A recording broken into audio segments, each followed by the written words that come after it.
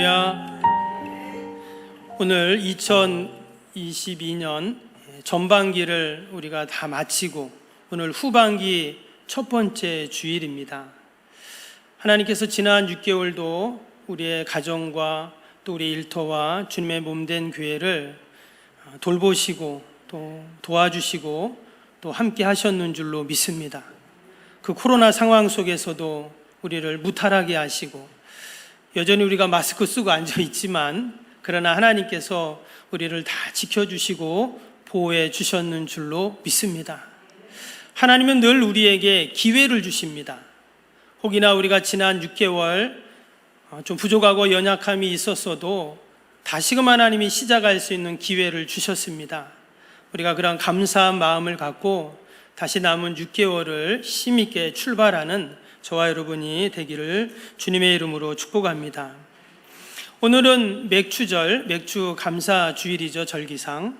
오늘 함께 읽었던 말씀 바로 위에 보면 14절에 보면 너는 매년 3번 내게 절기를 지킬지니라 이랬습니다.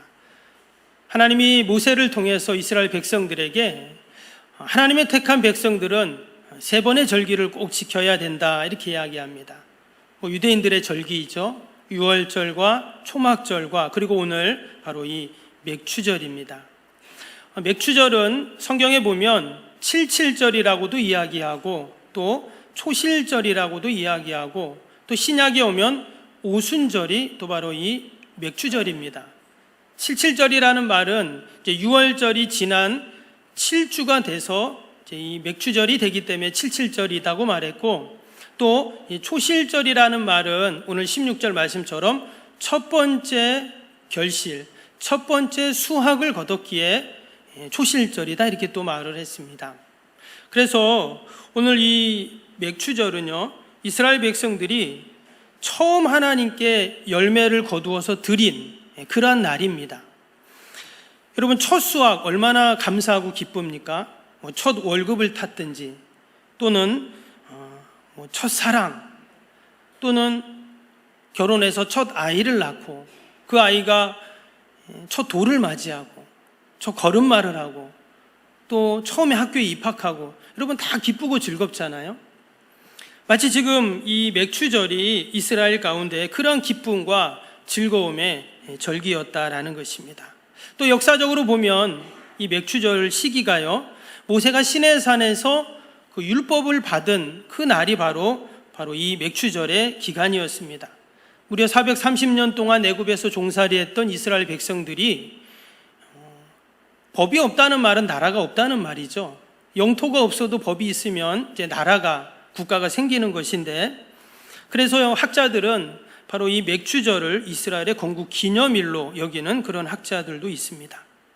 그리고 말씀드린 것처럼 신약에 와서는 이 맥추절이 이제 오순절입니다. 숨은 오순절, 여러분 마가의 다락방에서 어떤 일이 있었습니까? 약속하신 성령님이 임했죠. 성령이 임한 것을 기점으로 해서 이제 교회가 시작이 됩니다. 그래서 이 성령님이 임한 이날, 바로 교회가 시작된 날, 너무나 의미 있고 뜻깊은 날이 바로 이 맥추절입니다.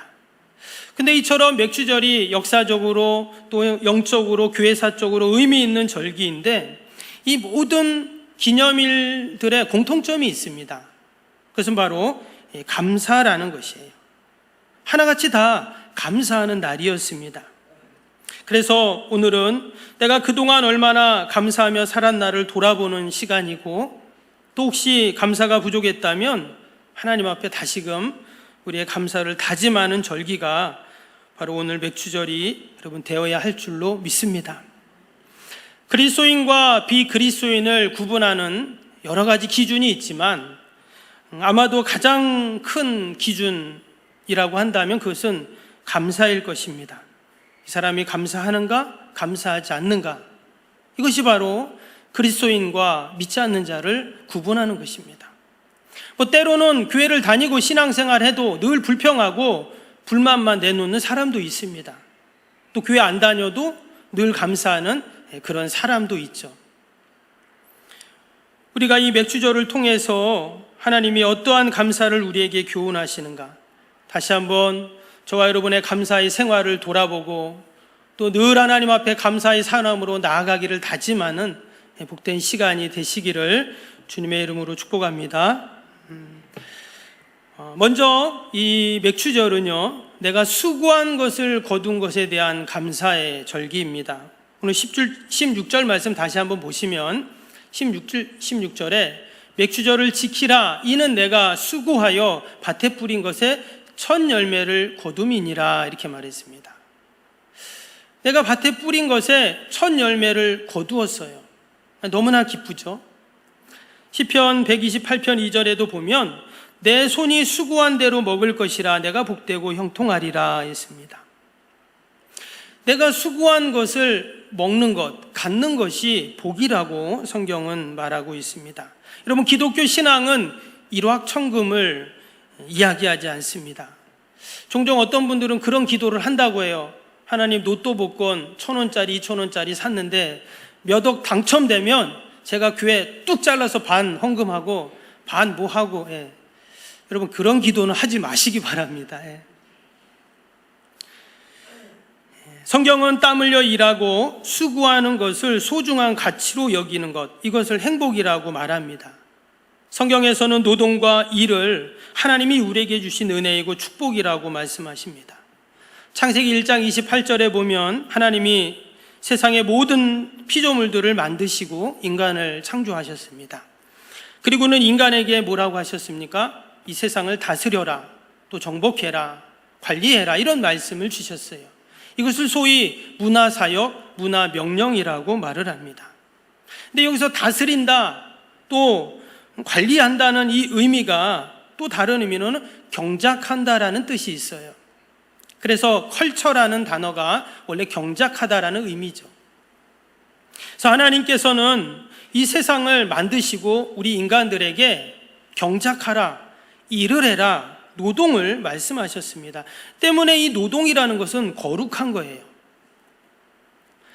하나님께서는 그 노동의 즐거움, 기쁨을 만끽하면서 인간이 이 땅에 살게 만드셨습니다. 근데 어느 날 그것이 무너지죠.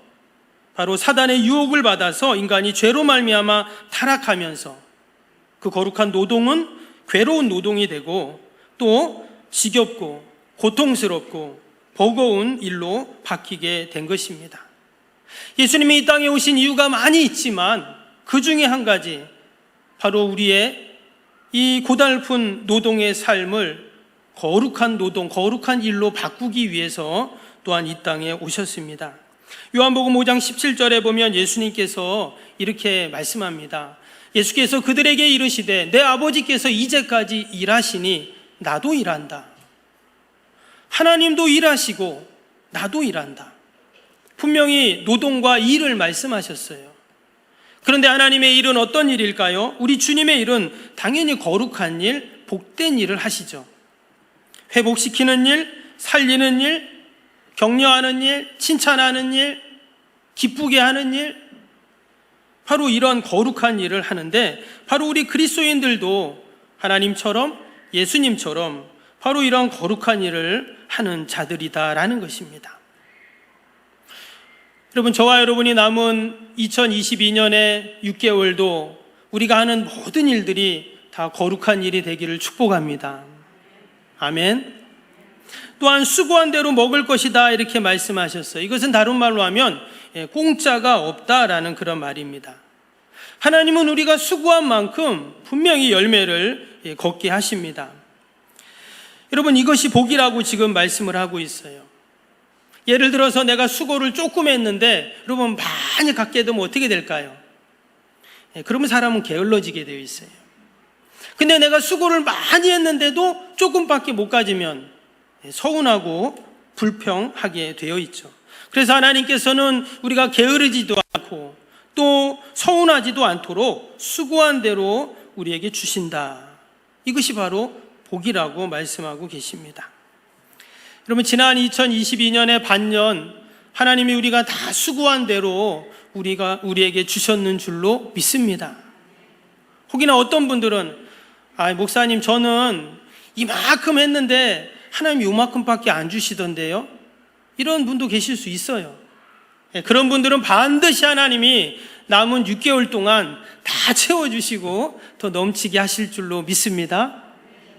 우리가 그러한 소망을 가져야 합니다. 우리 성도들은 늘 감사하는 자들입니다. 서두에 말씀드린 것처럼 믿는 자와 믿지 않는 자를 구분하는 게 감사를 하는가 하지 않는가예요. 때로 우리가 수고한 대로 먹지 못할 때도 있습니다. 그래도 우리는 감사해야 돼요. 성경의 시대는 수많은 전쟁과 약탈자들로 인해서 수고한 대로 먹지 못하는 그러한 사회였습니다. 근데 여러분, 지금도 어떻습니까? 사실 지금도 그것은 마찬가지예요. 우리 학생들이 얼마나 열심히 공부합니까? 외국에 비해서 선진국이나 유럽에 비해서 우리나라 학생들이 더 많이 공부를 한다고 해요. 그런데도 좋은 학교 가고 취업을 하는 게 아니죠. 대학을 졸업하고 자격증을 따도 또 많은 학생들이, 또 청년들이 원하는 직장에 못 가고 원하는 일을 못 하고 있습니다. 때로는 수백 대, 수천 대 일의 경쟁률을 뚫어야 하는 그런 일들도 있습니다. 우리 직장 다니는 분들도 마찬가지죠. 여러분, 직장에서 얼마나 수고합니까?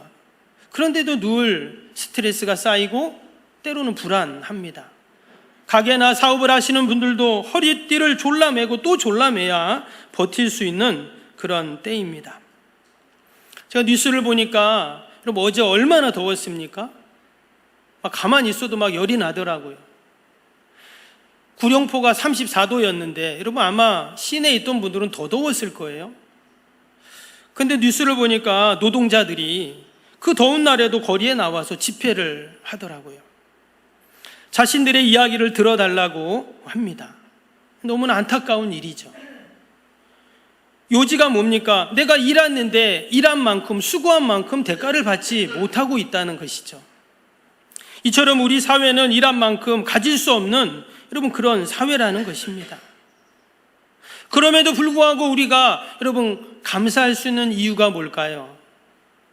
그것은 바로 우리가 하나님을 의지하고 또 하나님께 지혜를 구하고 하나님께 힘을 달라고 하면 헤세드의 하나님, 자비와 사랑의 하나님은 반드시 하나님의 택한 백성들을 돌보시고 또 필요한 것들을 입히시고 먹이시고 또한 채워주시는 그런 하나님이신 줄로 믿습니다. 그래서 우리 성도들은 그럼에도 불구하고 감사하는 자들입니다. 부족함에도 불구하고, 연약함에도 불구하고, 지금 힘들지만 힘듦에도 불구하고 감사하는 자들이 우리 성도예요. 다니엘서 3장에 보면 바벨론 느부갓네살이 이스라엘을 쳐들어왔습니다. 그래서 다 끌려가고 나라가 다 망해버렸습니다. 그때 우리가 아는 것처럼 다니엘의 세 친구들이 있죠. 그 세 친구들이 금신상에 절을 하지 않아 그들을 풀무불에, 극렬히 타는 풀무불에 그들을 던져버렸습니다. 그런데 그들의 고백이 이랬어요. 그렇게 하지 아니하실지라도, 이 말은 하나님이 우리를 살려주시지 않을지라도 우리는 금신상 앞에 절하지 않습니다. 그럼에도 불구하고의 감사이고 신앙이죠. 하박국 3장 17절 18절에도 보면 하박국 선지자가 비록 무화과 나무가 무성하지 못하며 포도나무에 열매가 없으며 감람나무에 소출이 없으며 밭에 먹을 것이 없으며 우리의 양이 없으며 외양간에 소가 없을지라도 어떻게 한다고요? 나는 여호와로 말미암아 즐거워하며 나의 구원의 하나님으로 말미암아 기뻐하리로다. 여기도 17절에 끝에 뭐라고 했어요? 없을지라도 하나님께 감사한다는 것입니다. 어떠한 형편에 있든 처지에 있든 하나님 앞에 우리가 여러분 감사할 때 하나님은 반드시 우리가 감사에 넘치는 그런 은혜와 기쁨과 구원의 역사들을 여러분 이루어 주실 줄로 믿습니다. 우리가 그러한 의미에서 남은 2022년의 반년도 감사하며 삽시다. 우리 옆에 있는 분하고 한번 같이 이렇게 인사 한번 하겠습니다. 감사하며 삽시다.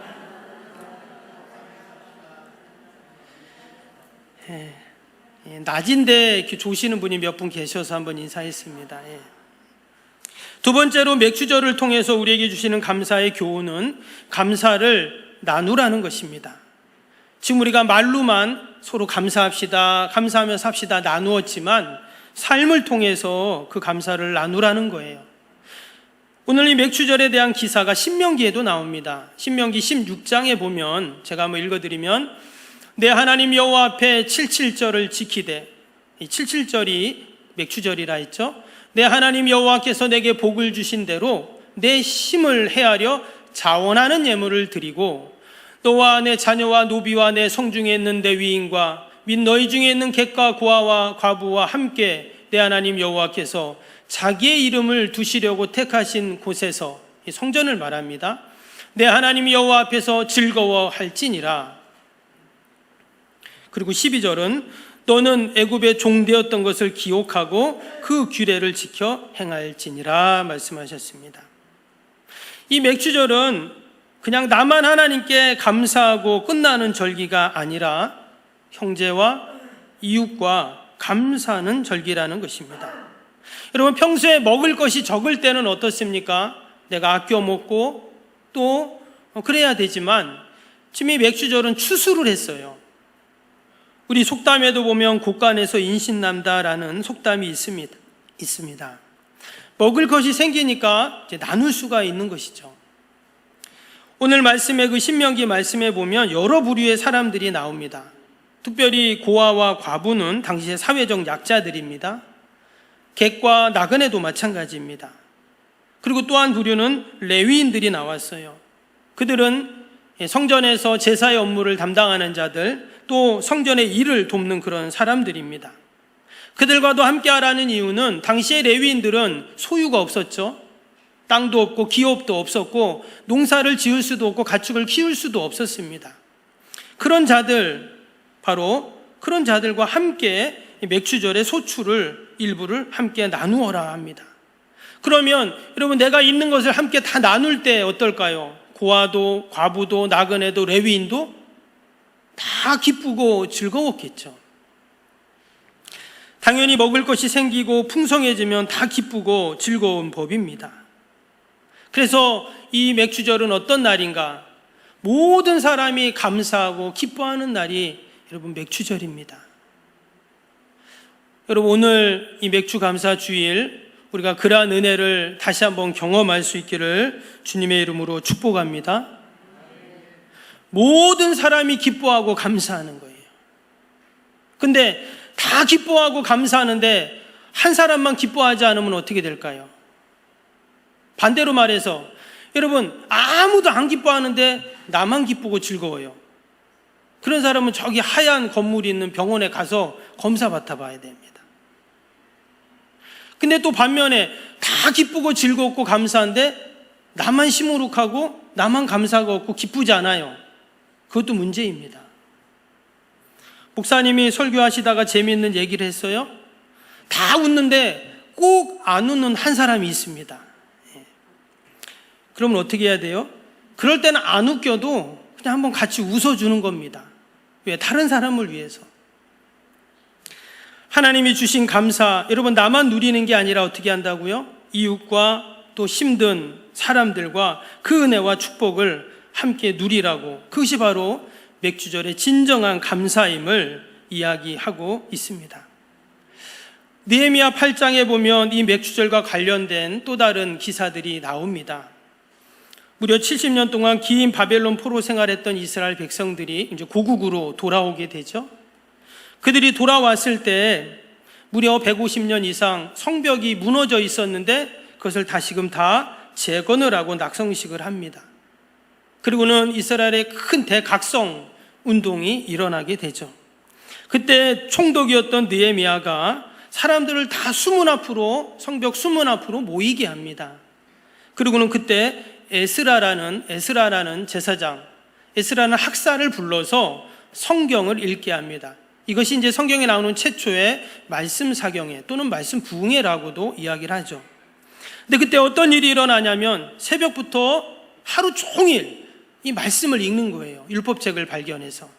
근데 그 율법책을 계속 읽을 때 사람들이 어떻게 했냐? 울기 시작합니다. 말씀을 읽기 시작하면 또 끝날 때까지 계속 사람들이 울어요. 그래서 느헤미야 8장 9절에 보면 백성이 율법의 말씀을 듣고 다 우는지라 그렇게 얘기를 했어요. 왜 말씀을 읽기만 해도 은혜가 되었을까요? 그들이 말씀을 들어보니 자신들이 왜 지난 70년 동안 그처럼 바벨론에서 고통스러운 삶을 살았는지를 알게 된 것입니다. 말씀대로 살지 않았기 때문이었어요. 그런데 또 말씀을 들어보니까 이제는 살 길이 있구나라는 것을 깨달아서 감사의 눈물이었다라는 겁니다. 여러분, 이 시간 우리가 하나님 앞에 나와 예배드리고 말씀을 듣습니다.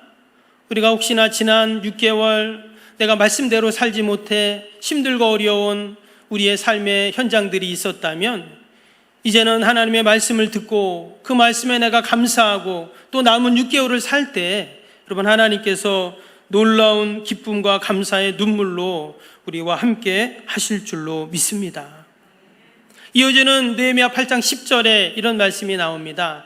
느헤미야가 또 그들에게 이르기를 너희는 가서 살찐 것을 먹고 단 것을 마시되 준비하지 못한 자에게는 나누어 주라. 이날은 우리 주의 성일이니 근심하지 말라. 여호와로 인하여 기뻐하는 것이 너희의 힘이니라 하고, 여기 보니까 그 먹을 것을 준비하지 못한 자와 어떻게 하라고 했습니까? 함께 나누어 주라, 이런 말씀이 나옵니다. 그리고 이날이 바로 주의 성일이라고 이야기를 했죠. 어려운 이웃과 그 감사와 기쁨을 나누는 것, 여러분, 이것이 바로 하나님의 뜻이고 명령입니다. 오늘 출애굽기 말씀에도 보니까 16절에 맥추절을 어떻게 해요? 지키라, 이렇게 말씀하셨어요. 하나님의 준엄한 명령입니다. 지금 감사를 명령하고 있다는 거예요. 이것은 다른 말로 하면 불평좀 그만하고 낙심 그만하고 염려 그만하고 감사의 삶을 살라는 거예요. 여러분, 하나님이 우리에게 주신 축복과 은총이 얼마나 많습니까? 우리의 죄를 사해 주셨습니다. 우리를 구원해 주셨습니다. 사망 권세 이기게 하셨습니다. 기도하며 응답을 주십니다. 사명 감당하라고 각종 은사를 우리에게 다 주셨습니다. 어떤 어둠의 대적들, 환난들도 다 우리를 막아주시고, 아멘, 필요에 따라 우리의 모든 필요를 다 공급해 주셨습니다. 영원한 하나님의 나라를 우리에게 보장해 주셨습니다. 우리는 돌아보면 감사할 게 사실 너무나 많은 사람들입니다. 남은 여생 우리가 날마다 감사해도 여러분 모자란 인생인 줄로 믿습니다.